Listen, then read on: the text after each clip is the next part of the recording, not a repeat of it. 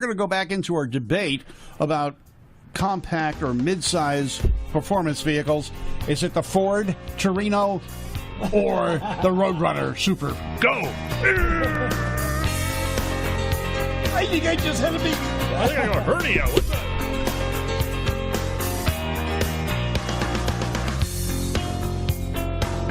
What makes a champion? Not only performance, but consummate style. Witness the Oldsmobile Cutlass Supreme for 1985. Cutlass Supreme is the most popular car of the 80s. Its style, its grace, its artistry say champion. And you feel it in every move. There is a special beat in an Oldsmobile. You are about to leave the world of ordinary cars behind and make the Eagle switch. The revolutionary two-wheel, four-wheel drive American Eagle. The only automobile that lets you switch from two-wheel drive to full-time four-wheel drive. From high mileage on the road to high adventure off the road. Two-wheel drive luxury to four-wheel drive security. American Eagle. A switch from every car in the world from American Motors.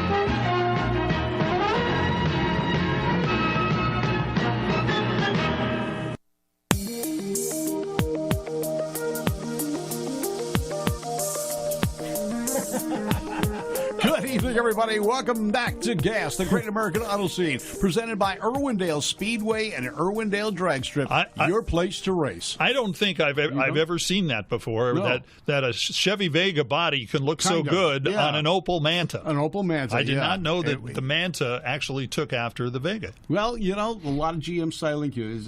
We've looked at a couple of things where we have a lot of guys coming out to Irwindale Drag Strip with Pontiac G8s and Chevy SSs. That's right. And GTOs. They're Australian. They're the Commodore's the four-door, which is the G8 and the SS. Yeah, and the Monaro was the two-door hardtop, which was the GTO. Which, by the way, GTO does not stand for gas, tires, and oil, although they use them a lot. Mm-hmm. Yeah, okay. He'll be here for another 5 minutes, ladies and gentlemen. Irwindale Drag That's when Strip. the hook arrives. That's right, yes. Irwindale Drag Strip, your place to race every Thursday night under the lights in beautiful downtown Irwindale. And we've got some great events. You know, I'm going to be putting together the Corvette Night at Irwindale on May 25th, Memorial Day weekend. Wow. Fireworks, Corvette show. Anyone who's got a Corvette in Southern California, contact me on my Facebook page. Send me a private message. It's free entry.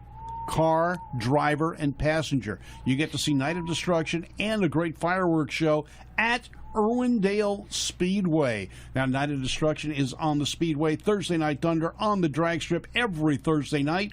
We just finished 2 days of NHRA racing this weekend. Saturday and Sunday was NHRA Junior Dragsters and NHRA Summit Series. But come on out, check our schedule on IrwindaleSpeedway.com and see all the events we've got. And like I said, 25th of May, it's Corvette Night, free entry, limited to 40 Corvettes. But you get in free with the car, driver, passenger, in special parking, behind the gate, alongside the grandstands, and you get to see a great night of destruction where it's fender bending action at its best. And more important, yes. Will our banner be up by then? I'm hoping so. Our banner's supposed to be up by then. We'll see it by then. Not our banner, it's actually the billboard on the drag strip. Yeah, it's a billboard. The whole billboard. We'll be sharing a billboard. Right. We will be sharing it. We will have equal space on top of the drag strip. Yeah. Someplace in That's there. it. It'll be there soon, shortly. Right, Kevin? I know that. Okay. All right. What are the things we're going to talk about? Yikes. A little dig and turn. I'll hear about that Thursday night. Yeah, and that's the other thing is I'm there every Thursday night. If you ever go to Irwindale Drag Strip and you go, who the heck is that guy that's saying all those crazy things? That's me. So come on out, say hi, join us at Irwindale. But now let's get on to something more serious and less important. More what? In the late 1960s, early 1970s, the mid-sized cars dominated the market.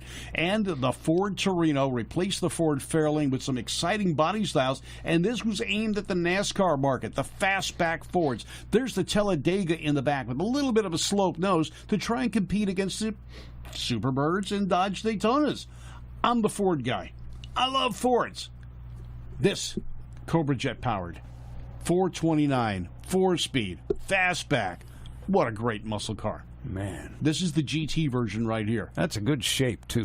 Good shape. I Good remember body making styling. the model car when I was a kid. You know, I did the same thing, and Richard Petty even drove one. Now, this is the Talladega model with the sloped nose. The idea was get some aerodynamics. It's a flush-mounted grille, a little bit slope on the front end to try and compete against the Dodge Daytonas and the Plymouth Superbirds. Do you know if it was a different fender to get the slope, or is that a cap like they used on the Superbirds? I'm trying to remember if it was a cap. I believe it was a cap. Yeah. Okay. There was a seam there at the end of the front fender, and it bolted right up to it. Huh. All right. Not many of these were made. Enough to homologate them, but not enough that they became real popular. Got it. They're still cool looking. They're different. The fastback design was great. I think it's a timeless design, and I really like the Ford Torinos of that era. Hey, that's a model. Speaking of models, Randy. That one's a model. That's someone's made a model of that one. Now, this was the replacement Ford. In 1970, they changed the body style and came up with this. This was the later Torino. Okay, I've never seen this, and can I offer my opinion? Yeah, it's the same as mine. I hate it. Me too. Yeah, me too. And that's why not many people have seen it.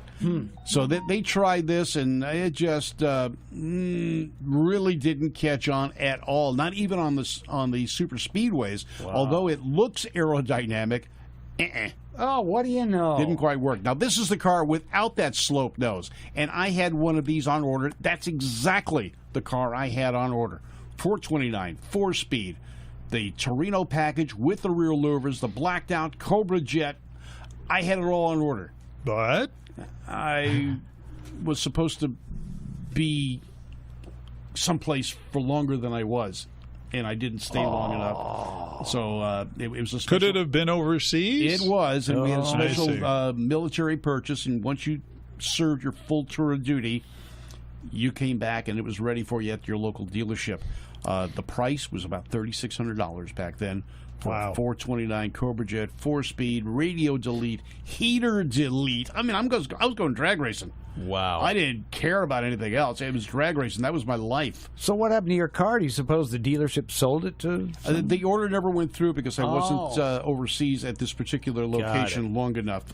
Something occurred that returned me sooner. All right. Now, in contrast to the Fords, Randy, why don't you tell us a little bit about Mopars? Well, Mopar, this being a 1969 Plymouth, looks like Roadrunner. Yeah. Basically, they had a situation where they had the winged cars. Yes. And the winged cars obviously had a wing in the back, but they didn't like that. The folks, especially, and I say they, meaning the folks who were at the racetracks. They didn't like it because basically and I can get into the whole idea about how it basically keeps the rear end of the car down and that way the whole aerodynamic situation, but they put that on the back of, there you go, that is a Superbird right there. And notice the back, and we're going to see a picture of the Superbird as well as the Dodge version of it. Let's see, that also a Superbird. There you go, Dodge Daytona. Now take a look at the wings.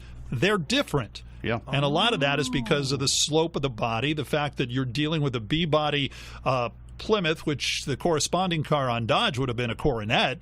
However, they ran Chargers on the Dodge side. So there were some style differences, so they had to make different looking fins, or should I say wings.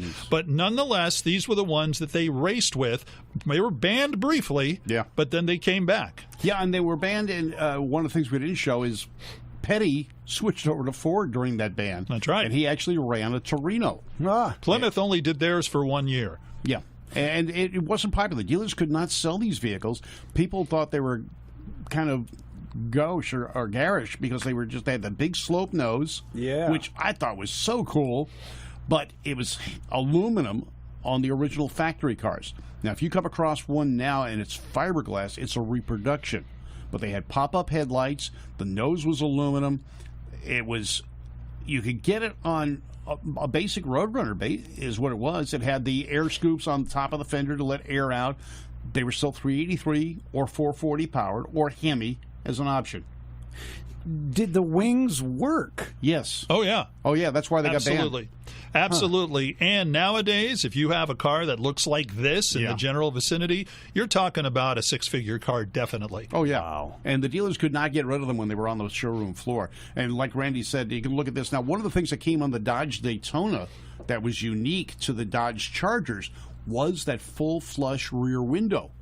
The regular Dodge Charger, if you look at the Dukes of Hazzard vehicles, for example, there's a sail panel there. The rear window does not go back flat like that. The flying buttress. Buttress, yes. Similar to the 66, 67 Chevelles. They were kind of the same situation. Yeah.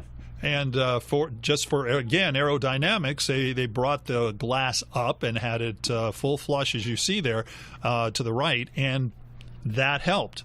But they did not do that. They did not take that and move it to the regular Charger. No.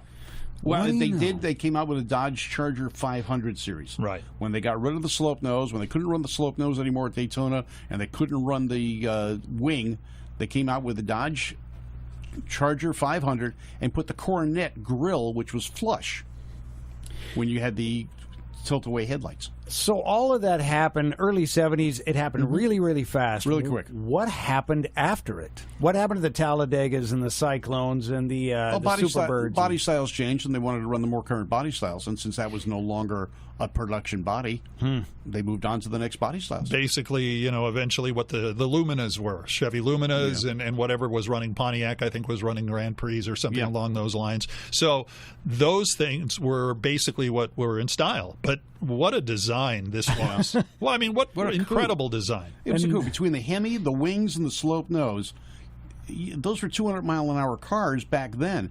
And when you think about it, you had to really have some cojones to drive those, because they didn't have the level of safety that we have today. Sure. They ran steel wheels, stock steel wheels. They just bolted on, basically. A little bit wider, maybe welded up a little bit for a little bit extra strength. The tire was not what it is today. The bracing on the chassis, the Plymouths and the Dodges were unibody. They weren't frame cars.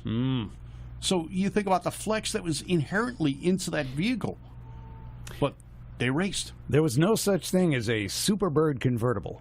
No, there wasn't. There was only a Roadrunner convertible for, I think it was 1 year. And very rare. And since, no outrageous wing has ever appeared like this on a production car. Not intentionally. Yeah. I mean, you see a lot of cars running around now. The popular thing's putting the wings on the back. Right. And they work out great as cup holders when you're in the pit. Cup holders. Well, how many times have you seen that picture on YouTube or whatever it is online, where you see somebody sitting on the trunk with their dinner or lunch on top of the wing, and it's basically a situation where, it's a lunch tray. It's a lunch tray. Wow. All right, there you got it. Our Plymouth versus Ford, the supercars of the day. I'm Hotrod Bob, along with Randy Kerdoon. Bruce Barker there behind the controls. We've had a great night with you. Don't forget, Talking About Cars, radio.com, and iTunes, KNX1070.com. We got a brand new show on Thursday. You can check that out. And, of course, right now we've got the JDM Motor Guys in there. That's right. So take a listen. Check out all our podcasts, and you'll like it. You'll like it. You go to Bob Beck on Facebook, GAAS, Great American Auto Scene on Facebook, GAAS, like Randy Kerdoon, like Talking About Cars, like Bob Beck, like GAAS, the Great American Just Auto like Scene. everything you see. Like us all. Follow us. We're glad you could tune in. Thanks, you guys. Be like a high schooler and just go like you really like me. Well, we are Valley guys. You like me. We are Valley guys. Good night, everybody. Take care.